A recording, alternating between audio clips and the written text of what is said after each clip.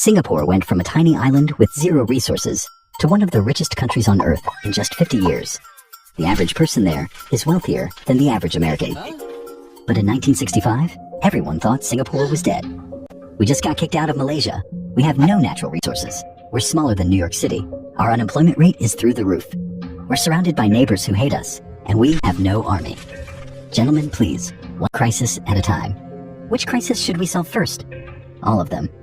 Simultaneously. That's impossible. So, how did they pull this off? Well, before we get to the insane comeback story, let's rewind and see how they got into this mess in the first place. For centuries, Singapore was just a sleepy fishing village, nothing special. But in 1819, a British guy named Stamford Raffles showed up and said, "You know what this swampy island needs? A trading port." "But sir, this place is full of mosquitoes and pirates." "Exactly, it's perfect. Plus, look at this location, right between India and China. Do you know how much money we can make?" "How much?" "So much money." And Raffles was right. Singapore's location was absolutely chef's kiss. It sat right at the southern tip of the Malay Peninsula, perfectly positioned to control trade between the Indian Ocean and the South China Sea. Ships traveling between Europe, India, and China had to pass through here. It was like owning a toll booth on the world's busiest highway. Under British rule, Singapore grew rapidly. Chinese, Indian, and Malay immigrants flooded in, looking for work. The population exploded from a few hundred to hundreds of thousands. Singapore became one of Britain's crown jewels in Asia, a diverse, bustling port city, making everyone rich. Well, mostly making the British rich, but you get the idea. Everything was going great until... "Sir, the Japanese are invading. Don't worry, young man. Singapore is an impenetrable fortress. We have the big guns. I'm talking massive, a 15-inch naval guns, pointed at the sea. And they are loaded with glorious armor-piercing shells. Do you know what one of those beauties can do to a battleship? It'll punch right through the hull like it's wet paper. We're just daring them to send their navy. Sir, they're coming from the north, through the jungle." "From the jungle? That's impossible. Everyone knows you can't move an army through the jungle. They're here, sir." "Oh, well, this is embarrassing." In February 1942, the Japanese captured Singapore in what Winston Churchill called the worst disaster in British military history. They were so confident the attack would come from one direction that they left their entire backside completely exposed. And that single blind spot cost them everything. Which brings me to something you're probably doing right now. See, right now someone could be watching everything you do online, and just like the British, you probably don't even see them coming. That is why today's video is sponsored by NordVPN. Here's how you get got. You walk into a coffee shop, connect to the free Wi-Fi, and start browsing. Seems safe, right? Wrong. Hackers can intercept your data on public networks without you ever knowing. Oh, look, someone's checking their bank account. Don't mind if I do. It's called a man-in-the-middle attack. Even on legitimate Wi-Fi networks, someone like Derek could be intercepting your unencrypted data. And he's about to buy a Rolex with your credit card. That's why I use NordVPN every single time I go online. One click, and it creates an encrypted tunnel for all my data. Even if Derek intercepts it, all he sees is gibberish. Plus, this is my favorite part. I use it to virtually teleport myself to different countries. Want to watch something only available in the UK? Boom, I'm in London. Japan? Tokyo, here I come. Don't leave your digital backdoor wide open. Go to nordvpn.com/crayoncapital to get an exclusive discount on a 2-year plan plus 4 bonus months free. They've got a 30-day money-back guarantee, so it's completely risk-free. That's nordvpn.com/crayoncapital, or just click the link in the description. Now, where were we? During the Japanese occupation, life was brutal. Tens of thousands died. Food was scarce. The Japanese renamed Singapore to Shonandong, which means light of the south. Though most people would probably describe the occupation as the opposite of light. After 3.5 years of suffering, the war finally ended in 1945. The British came back, but something had changed. The locals had watched the mighty British Empire get absolutely demolished by the Japanese in less than a week. Suddenly, British rule didn't seem so invincible anymore. Hey, weren't you guys supposed to be protecting us? We're terribly sorry about that. Shall we just pretend it didn't happen? How about no? We want independence? Independence? But you can't run a country by yourselves. We literally just survived 3 years of occupation while you were gone. I think we'll manage. And so began Singapore's journey toward independence. But here's where things get complicated. Singapore was tiny, mostly Chinese, and surrounded by Malaya, which was mostly Malay. The British, looking to exit gracefully, thought, what if we just mash them together? Gentlemen, I have a brilliant idea. What if Singapore joined with Malaya to form Malaysia? I don't know. Will it work? Probably not. But let's try anyway. In 1963, Singapore merged with Malaya, Sabah, and Sarawak to form Malaysia. It seemed like a good idea at the time. Singapore would get access to a larger territory and natural resources. Malaysia would get Singapore's economic expertise. Everyone wins, right? Wrong. Almost immediately, tensions erupted. The Malaysian government, dominated by ethnic Malays, wanted policies that favored Malays. Lee Kuan Yew, Singapore's leader, wanted a Malaysian Malaysia, equality for all races. But the Malaysian Prime Minister was like, yeah, that's not going to work for us. But we had a deal. Deal's off? Also, we're imposing tariffs on Singapore. What? That's not fair. Life is not fair. Deal with it. Tensions escalated. Race riots broke out. People died. The situation became untenable. Finally, in 1965, the Malaysian parliament voted to expel Singapore from Malaysia. Singapore, you're out. You can't kick us out. We're part of Malaysia. Not anymore, you're not. Are you kidding me? We will die on our own. Good luck with that. On August 9th, 1965, Singapore became an independent nation. And Lee Kuan Yew, the man who had fought so hard to join Malaysia, went on television and cried actual tears.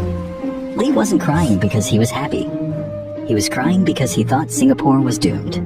And honestly, he had good reasons to think that.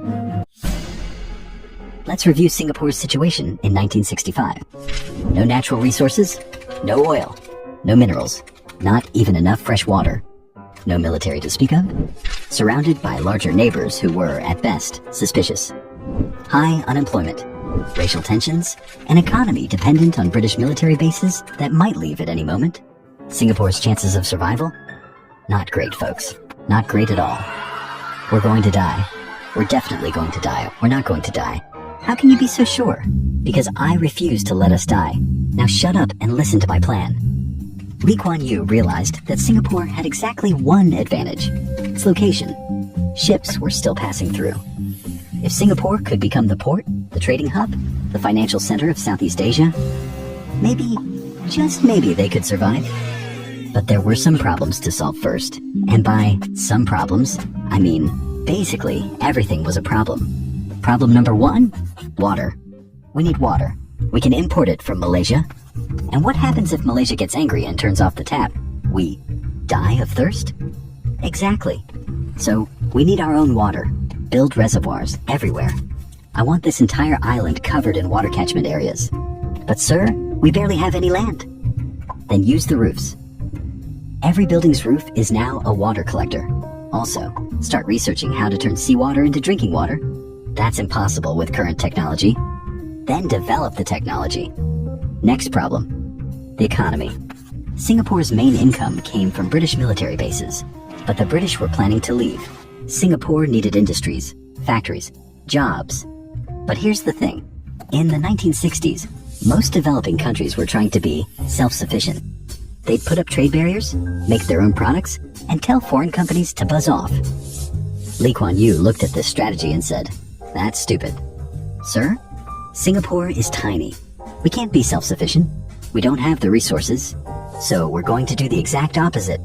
We're going to become the most business-friendly place on Earth." How? Zero corruption, efficient government, low taxes, rule of law, and we're going to invite every foreign company to set up shop here. We'll be the bridge between East and West. But sir, said the other developing countries will think we're sellouts. Let them think what they want. In 20 years, we'll be rich, and they'll still be poor. Now, next problem, housing. Most Singaporeans lived in slums. Literal slums. Overcrowded, unsanitary, fire-prone slums. Lee Kuan Yew visited them and said, "This is unacceptable. Sir, we don't have money for public housing. Find the money." I want everyone in Singapore to have a decent home within a generation. That's impossible. Stop saying things are impossible. Everything's impossible until someone does it. And so the government launched the most ambitious public housing program in history. The Housing Development Board started building apartments at a breakneck pace. But here's the clever part. They didn't just give people homes. They made them affordable to buy. Singapore introduced the Central Provident Fund, basically forced savings. Every worker had to save part of their salary, and they could use those savings to buy their government-built apartment. This meant people owned their homes. They had a stake in the country. The government got money back to build more housing. Everyone had retirement savings. It was genius. By the 1980s, over 80% of Singaporeans lived in public housing that they owned. Try finding that anywhere else in the world. And one of the most important keys to Singapore's success? Education. If we have no natural resources, then our people are the resource. Everyone needs to be educated. Everyone. But sir, many Singaporeans are illiterate. Then teach them. Build schools. Lots of schools. And make English the language of instruction. But we have Chinese, Malays, Indians. They all speak different languages. Exactly. English will be neutral. Plus, it's the language of international business. Our kids will be fluent in English and their mother tongue. They'll be able to do business anywhere in the world. This was controversial. Some people thought Lee was erasing local culture, but Lee didn't care. He was playing the long game. Lastly, defense. Remember, Singapore had basically no military in 1965, and they were surrounded by larger neighbors. Malaysia to the north, Indonesia to the south. What if they decided to invade? We need an army, a real one. But sir, we're tiny. How can we defend ourselves? We make ourselves poisonous to swallow. Every male citizen serves in the military. Everyone learns to fight. If anyone attacks us, it'll cost them dearly. Singapore introduced mandatory military service. Every able-bodied male had to serve. Even today, Singaporean men serve 2 years in the military, and Lee wasn't kidding about making Singapore poisonous to swallow. The Singapore Armed Forces became one of the most advanced militaries in Southeast Asia, with modern weapons and training. But here's the thing about all these policies. They worked. Really, really worked. By the 1970s, foreign companies were flooding into Singapore. The port was expanding. New industries were sprouting. The economy was growing at double-digit rates. Singapore was becoming exactly what Lee had envisioned. The trading hub, the financial center, the place to do business in Asia. But Lee Kuan Yew's Singapore wasn't just about economics. It was about control. Lee believed in what he called Asian values. Social harmony over individual freedom, order over chaos, the collective good over personal liberty. This meant strict laws like really strict, chewing gum, banned, littering, heavy fines, vandalism, you might get canned. The government controlled the media and kept a tight grip on newspapers and TV.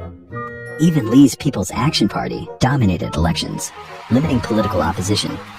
Western countries criticized Singapore as authoritarian. Lee's response? Look at our results. Clean streets, low crime, booming economy, high literacy.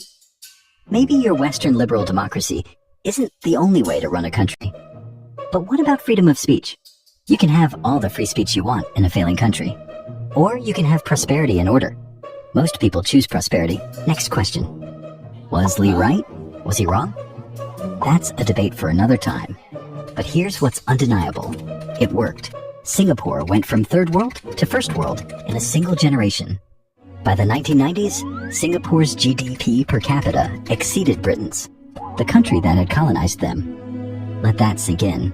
The slums were gone, replaced by gleaming high-rises. The port was one of the busiest in the world. The airport was world-class. The economy was diverse and robust. Singapore had become what economists call an Asian tiger, along with Hong Kong, South Korea, and Taiwan. And in 2015, Lee Kuan Yew died at age 91. The entire nation mourned. People queued for hours to pay respect. Whatever you thought of his methods, you couldn't deny his results. He had taken a tiny, resource-poor island that everyone thought was doomed and turned it into one of the most successful countries on Earth, with GDP per capita higher than the United States. Not bad for a country that was crying on TV in 1965. Yet, Singapore still faces challenges. The country is aging rapidly. Birth rates are low. Housing is expensive. The government is trying to maintain its strict social control in an era of social media and globalization. And there's always the question, what happens to Singapore's unique model as the founding generation passes away? Only time will tell. But one thing's for sure, Singapore's rise from zero to hero is one of the most remarkable stories in modern history. A tiny island with no resources became an economic powerhouse in less than 50 years through sheer will, smart policies, and a leader who refused to accept failure. We had no choice. We either succeeded or we died. And succeed they did. So the next time you hear someone say something is impossible, just remember, Singapore was supposed to be impossible too.